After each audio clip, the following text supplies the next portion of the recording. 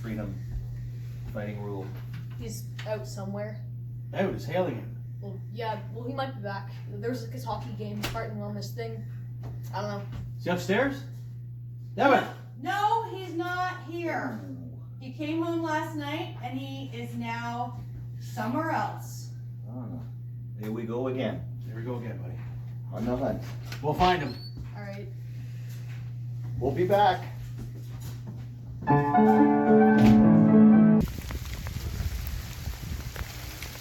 do we go now? Do you have an idea? Fuck, I don't know. This is a potential spot. The hole. I guess we'll have to go look inside. You want to try and climb in?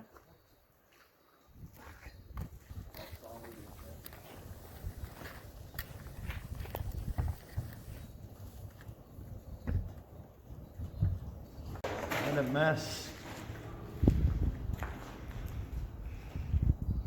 What a mess. Let's try up here, Dom. Yikes.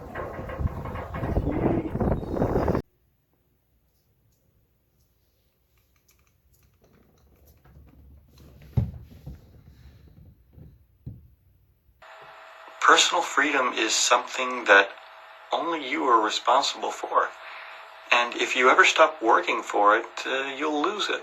As our founding fathers said, the price of freedom is eternal diligence. You are the one responsible for obtaining your freedom, and it is possible. Alright guys, so today we are going to talk about the rules of freedom arm wrestling, because we've been doing this a while now and the rules are getting drilled down pretty good. And they don't need to be vague whatsoever. So the first rule you talk about in freedom arm wrestling is the equipment. Freedom arm wrestling can be done anywhere on any surface. This is tight. The first thing that you want to look at is safety. You know what I'm saying?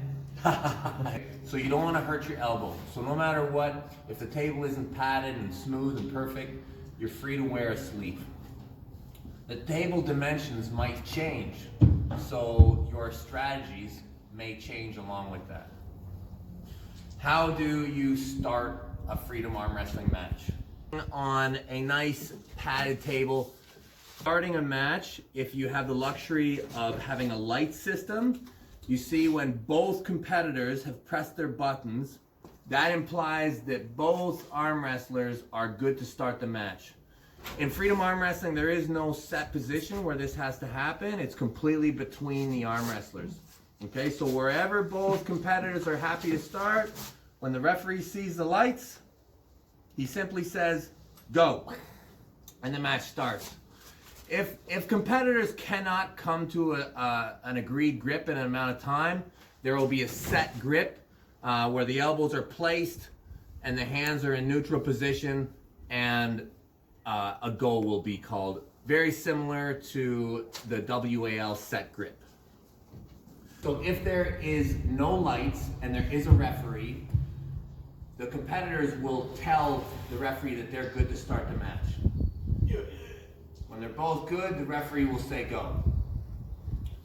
If there is no referee and no lighting system, the way that people start the match in a freedom arm wrestling match is they can either verbally give consent to start, or the one player can slap their hand on the table, and then just as in sumo wrestling, the other player can slap their hand and that indicates the start of the match. Once both sumo wrestlers touch the ground with their fists, the match begins. 3 fouls in freedom arm wrestling constitutes a loss. The majority of the fouls are running fouls. You can get a foul for an elbow violation. So if the elbow comes off the playing surface, or if it comes up, this will be a foul. The match will not stop, it will continue. A lot of people have questions about the body dropping in freedom arm wrestling. If the body drops below the table, you'll see that right there the elbow starts to lift. This is considered a foul in freedom arm wrestling. The elbow must remain on the tabletop. So you can do any move that you want, but if the shoulder ever leverages the elbow upwards, then that is considered a foul. So body movement in freedom arm wrestling. Dom has the ability to travel all the way around the table until this line, until the starting side of his opponent's side of the table. If his hip crosses that plane, it is considered a foul, a running foul, but if it is not corrected, he will continue to accrue fouls. Okay, he can move this side, and he can move all the way around to the other side, and both competitors can do this. At times, there is a possibility for body contact to happen in freedom arm wrestling. This is fine and completely acceptable, so long as the referee deems it to be sporting. If it's ever considered to be unsportsmanlike, the referee can stop the match and proceed any way the referee deems fit, so far as to include expulsion from the event. An obvious bailout on purpose, completely clear, the referee has the ability to call a win. However, will rarely be called. Typically, straps will be called when the hands come apart.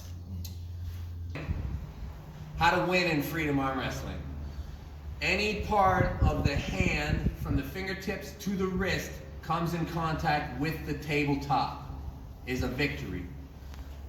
You can also pin off the side of the table for a 3 count. 1, 2, 3, that would be John's win. 1, 2, 3, that would be John's win. John can also pin on the opponent's side of the table when their shoulder is not committed to the match. So all the way forward to the line, 1, 2, 3 is also a win. If you can throw your opponent so that he loses his balance and he's off the table and his elbow's off the table, this is a complete victory. Some unique options that you can do in freedom that you won't see in any of the other forms is you can put your body on the table. So, for example, if you're arm wrestling and you want to get more around it, you can put your hips up on top of the table surface, okay, to create better comfort and better position to execute moves. You can also trap your opponent's arm with your offhand, so long as it's done in a sporting manner, to create a wedge, which at times may aid your advancement. So you can do this anywhere on any table surface. Just protect your elbow and consent to start the match. Godspeed, Mr. Thompson. I'm gonna go to the washroom, then come back and take a piss. Let me know what you're doing first. Okay. Fuck. And don't save that either.